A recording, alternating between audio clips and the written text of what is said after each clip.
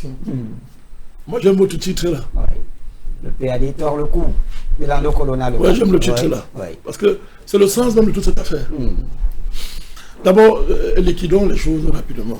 D'abord, le DG du port n'a manqué de respect à personne, dans le sens où il n'a jamais empêché à SGS de faire son travail. Il faut d'abord commencer par rappeler ça. Le directeur général du port autonome de Douala n'a jamais empêché SGS de faire son travail. Deux, ce n'est pas le directeur général du port autonome qui a demandé à SGS d'être défaillant techniquement. Tout à fait. Commençons d'abord par faire ces précisions. Le DG du port n'a aucun problème avec son grand frère Motazé, en principe. Ils n'ont aucun problème. Ils n'ont aucun problème. C'est sur la base de constats de défaillance technique. Mais plus grave, le contrat est fini. Le contrat est fini. C'est fini là, depuis 2010 ans, c'est fini. Et il n'y a pas de renouvellement qui soit acté. On parle de quoi? Alors si quelqu'un me dit, j'ai renouvelé ça en 2023, comment le même ministre, toi tu dis que tu as renouvelé, le même ministre dit que, il écrit, le ministre écrit dans un courrier, lui-même dit qu'il n'y a pas de note existante qui n'existe pas. Et le courrier, c'est 2025 qu'il écrit. Il y a quand même un problème. Tout à fait. Il y a un problème. C'est une contradiction grossière, flagrante, qui montre que on cherche les poux sur la tête d'un chauve. Monsieur Bachi, oui. Donc il faut d'abord rappeler ces choses-là. Monsieur Surisgo n'est pour rien dans les défaillances techniques de SGS. De deux, ce n'est pas le directeur général du port qui a empêché à SGS de renouveler son contrat. Ce n'est pas lui. Vous reprochez quoi au DG du port? Ton contrat fini. Toi, tu ne renouvelles pas ton contrat. On renouvelle le contrat d'une entreprise comme celle-là dans son site internet. Mais vous dites quoi? Je vous demande, est-ce qu'on renouvelle le contrat d'une entreprise de cette dimension stratégique comme SGS Scanning dans le site de SGS? C'est un contrat dûment signé par l'État. Ça n'existe pas. Mes chers amis, ça n'existe pas. Puisque je vous dis, une note du ministère des Finances datée de novembre 2025 reconnaît elle-même l'échéance du contrat avec SGS à la fin 2025. Le port devait donc rester sans entreprise de scanning. Je pose la question. Un port comme celui de Douala devait rester sans entreprise de scanning. Ça c'est pour éviter les histoires qu'on cherche sur la tête du directeur général du port autonome. Maintenant, je vais aller plus loin, pour être plus sérieux. Allons voir le message que le ministre Motazé envoie au DG du port. Le ton qui est utilisé.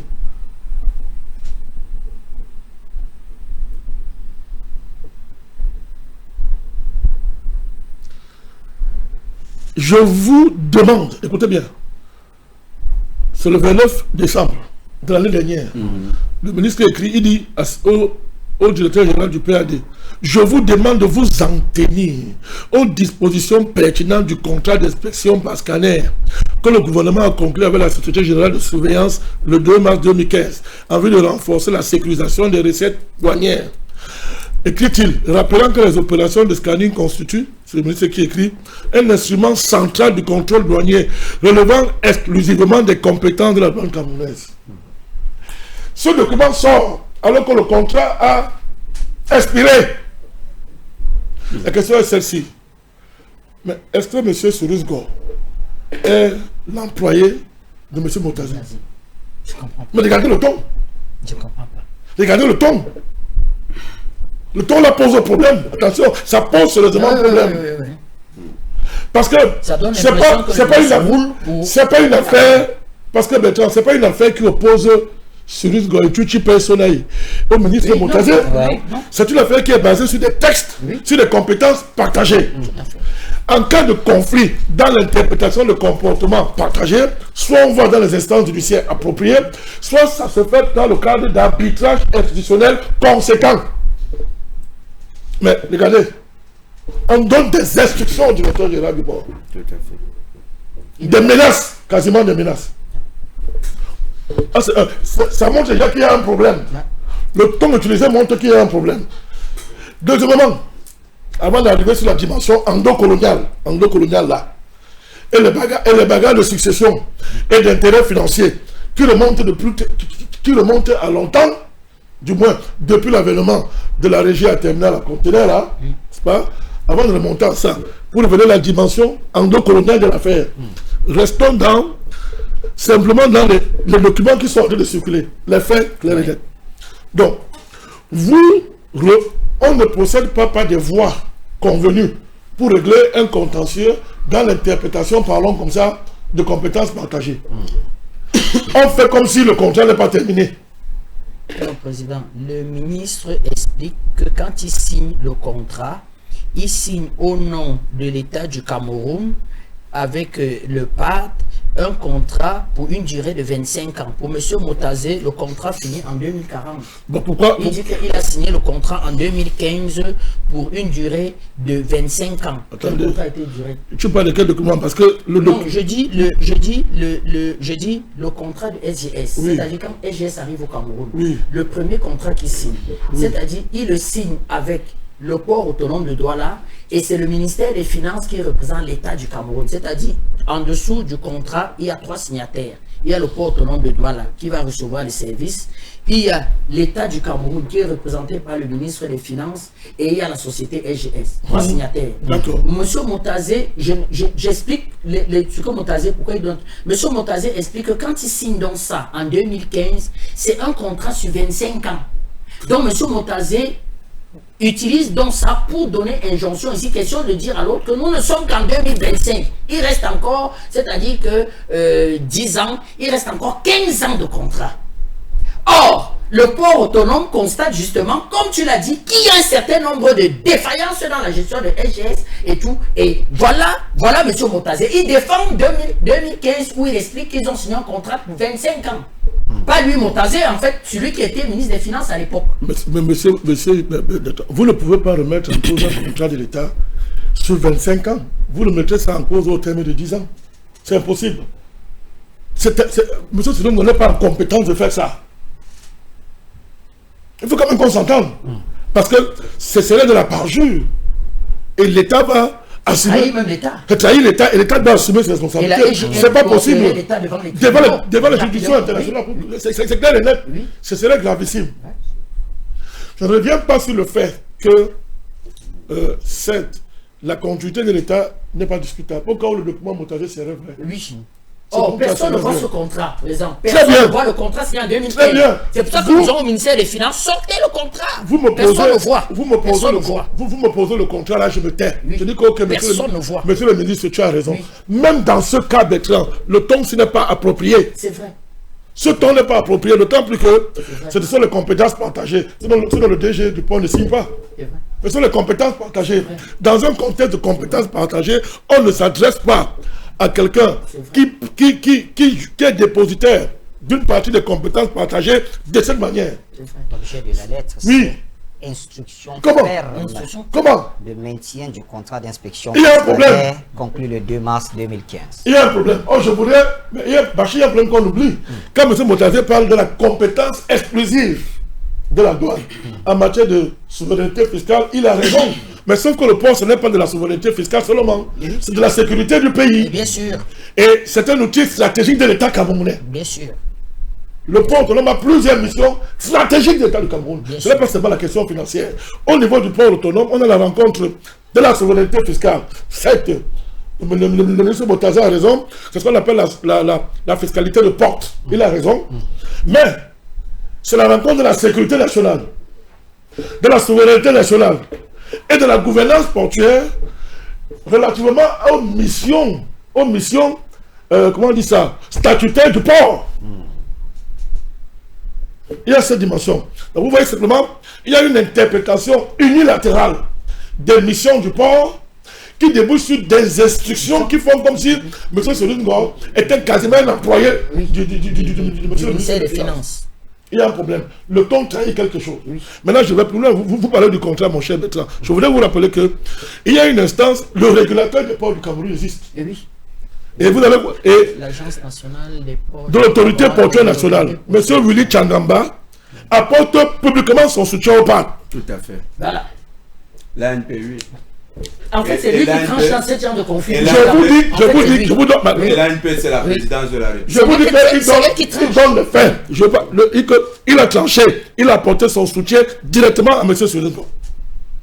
Il dit que, moi je dis que tu as raison de dire que le nouvel adjudicataire du scanning des marchandises, c'est transatlantique. C'est transatlantique. Ça veut dire que c'est un choix de l'État du Cameroun. C'est un choix souverain de l'État du Cameroun. Qu'est-ce que vous en voulez à un homme qui reçoit les instructions de sa hiérarchie, qui les applique, mon cher Bachir? Vous voulez quoi? Parce qu'il faut d'abord rappeler ça. Donc, quand on a fini de voir tout ça, mon cher Bachir, une entreprise défaillante théoriquement, qui met en péril la sécurité nationale.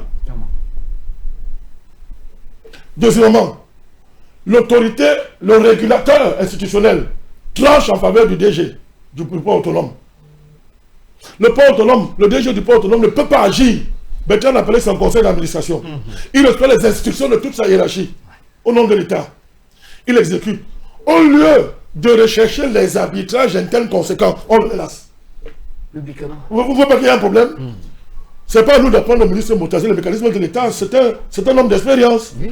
Pourquoi on apporte sur la place publique un conflit, entre guillemets, qu'on peut régler à l'intérieur des arcanes institutionnels du pays, sans bruit? Mais qu'est-ce qu'on a fait? Et c'est là où ça devient intéressant. Les mêmes méthodes qui ont été utilisées depuis Bolloré pour détruire M. Solisgo et attaquer les décrets du président, on a mis ça sur la table dehors. Les faux influenceurs, les milices au service de la néocoloniale sont montés au créneau pour diaboliser le DG du port. Oui. Et moi je me pose la question, pourquoi pour un conflit comme ça simple à régler, même sans bruit, dans le cadre des arcanes d'institutions, ça devient un pugilat, une guerre, où on meurt, où on livre au monde entier, à l'avenir populaire, les décisions stratégiques d'un pays. C'est ça la dimension endocoloniale, mon cher Bachir. Voilà pourquoi votre sujet, votre titre m'intéresse. Voilà pourquoi votre titre m'intéresse. C'est ça le problème. Donc on voit que la bataille pour l'interprétation des compétences cache une autre véritable bataille. Le contrôle du port. Le contrôle du port. Le contrôle du port. Le contrôle du port. Et la guerre qu'on fait depuis à l'État du Cameroun. Tout à fait. Tout à fait. Pas de réseau de barons internes à l'État qui n'ont jamais accepté le fait que la France perde le port de Douala. Claire. Bravo, président. Pourquoi il faut rajouter que SGS est né en France? Je dis, donc SGS peut être un outil de la France. Je dis, tu es sérieux? C'est un outil de la France. Tu es encore en train de citer. SGS n'est qu'une société enregistrée en Suisse. En Suisse. En Suisse. Je dis, tu es encore en train de douter. Tu doutes ça? Non. Nous avons démontré que sur le plan de la procédure, sur le plan des textes, des partages de compétences, qu'on laisse le DG du port tranquille. Il n'a rien à voir dans tout ça. La preuve, depuis qu'il est arrivé, est-ce qu'il a dérangé SGS? Il n'a pas dérangé. Non. Il a attendu la fin du contrat. Bon. Pourquoi donc, je répète encore, c'est-à-dire qu'un problème qui a une solution facile, dans le cadre, je répète, des arbitrages institutionnels conséquents, ce pays c'est quand même un État organisé. À qui peut-on faire croire qu'un petit litige de ce niveau peut être compliqué si on veut trancher au niveau de l'État camerounais? À qui on veut faire croire ça? Non, c'est compliqué parce qu'il y a de gros intérêts. Le problème est simple. Depuis que la France a perdu le port, elle a juré qu'elle va récupérer ça. Et comme c'est un enjeu qui coïncide avec l'enjeu de succession, c'est la bataille de la succession qui se joue là. Ne faites pas semblant de ne pas voir ça. Ils ont demandé à Bolloré de patienter en attendant qu'il enlève le nom Bolloré Africa Logistique. Il s'appelle maintenant Africa Global Logistic, AGL. Tout à fait. Vous vous rappelez la bataille que Lando Colonna a menée contre eux quand le président a pris le décret qui institue la régie terminale à conteneurs. Qui a continué la bataille pour dire que à Bolloré, c'est toi qui as le port? Qui? Des hauts ministres au cadre de l'État. Oui. La justice camerounaise va être mise en main pour s'attaquer mais c'est M. Le Raïs qui était en première ligne. Tu as peur de quoi? C'est M. Le Raïs qui était en première ligne dans ce combat. un juge va le déclarer à Mondo Vision qu'il a été menacé par sa hiérarchie pour faire condamner le directeur du port. Tout a été utilisé pour mettre ce monsieur en prison. Et le détruire. Quitte à l'autre kidnapper, on retourne d'un moyen, on l'enfermer directement. Il y a comme les antécédents, Bachir. Mais pourquoi on fait ça? Parce que quelqu'un a pris les instructions de son président, mais allez arrêter le président. Ça veut dire que c'est le président qui est combattu à travers Cyrus Gore. Voilà le problème. Et c'est même dépassé. Et on ne cache même pas. Parce que toute la campagne médiatique est de terreur pour faire fuir ce monsieur, le kidnappé, aller enfermer en prison. Toute cette campagne se faisait en plein jour, Jonathan. En plein jour. Tout à fait. Coordonné par des ministres haut placés, des barons du régime, qui ne se cachaient pas pour dire à Bolloré, reste tranquille, le port là, tu auras le port. Le président là, on va l'obliger à revenir sur son décret là, on va l'obliger. Alors, non, je ne peux pas finir Bachir. C'est-à-dire que il faut démontrer nos choses. On ne parle pas en l'air. Jonathan a rappelé les antécédents en matière de porosité de nos frontières, y compris, puisque le port gère 80% de nos importations. Jonathan a rappelé les antécédents en la matière. Et je voulais rappeler qu'allez voir la nouvelle mission, le nouveau contrat, allez voir. On a généralisé le scanning à l'import et à l'export. Tout à fait. Et à l'ensemble des marchandises. Il faut quand même comprendre. Je laisse d'autre côté des faire. C'est-à-dire tout ce que... Parce que, président, en 2011, le port de Douala a quand même été une plateforme qui a été soupçonnée en point d'export des armes vers la rébellion ivoirienne. Mais de quoi est-ce qu'on parle? Oui. 2011. Oui, 2010. Oui, 2010-2011, oui. La LGS n'avait rien vu. On a attrapé un conteneur d'armes ici. Mais attends, je vais aller plus loin. Je peux vous dire que tu as oublié un autre antécédent. Au plus fort quand Bolloré était au port. Une cargaison d'armes est partie du port de Douala pour aller à Gondole et a disparu. Oui, a disparu, tout à fait. C'était même l'une... On soupçonnait que ça avait entretenu la rébellion de Séléka.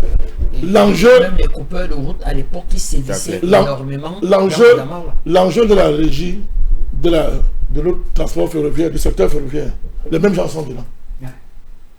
Les mêmes gens sont dedans, avec Bolloré, les mêmes gens sont dedans. Et tu connais comment tous les projets que le Cameroun a en matière de modernisation de son secteur ferroviaire sont bloqués depuis? Depuis, bloqués. D'ailleurs, ils vont liquider leur pauvre entreprise de M. Bimaï Citrafer, c'est-à-dire ils vont liquider Citrafer. J'ai des documents, Bertrand, j'ai les documents et la liste des endocolons impliqués dans ça. Ce sont les mêmes. Ce sont les mêmes. C'est pas le hasard, dis donc. Ce sont les mêmes. Ce sont les mêmes. Donc on est dans une affaire politique où on est en train de vouloir faire payer au directeur général du port le fait qu'il fait son travail, qu'il respecte les instructions de sa hiérarchie. Voilà. Pour conduire à bon port un projet d'accomplissement de la souveraineté du Cameroun au niveau de son port, qui rentre dans un projet de reconquête de la souveraineté nationale, mon cher Bachir. Observez, vous allez voir. Toutes les entreprises, les régies que nous doit créer, allez voir. C'est dans les mains des nations. Et ça marche. Autonomisation, l'affaire du dragage, qui a fait économiser au port des centaines de milliards. Là où on nous faisait le chantage, tous les jours, on faisait le chantage de l'État du Cameroun. Quand vous vous amusez, je ne drague pas. Les bateaux n'entrent plus. Allez voir le réseau qui avait derrière pour se partager les milliards. La remorque, le remorquage, il a créé une régie. Le lamanage, il a créé une régie. L'immobilier, il a créé une régie. L'immobilier, le patrimoine immobilier du port, il a créé une régie. Même au niveau de la sécurisation de la zone portuaire, les performances sont reconnues. Mais qu'est-ce qu'on veut à la fin? Mais tu vois, maintenant, il parachève ça avec Transatlantique.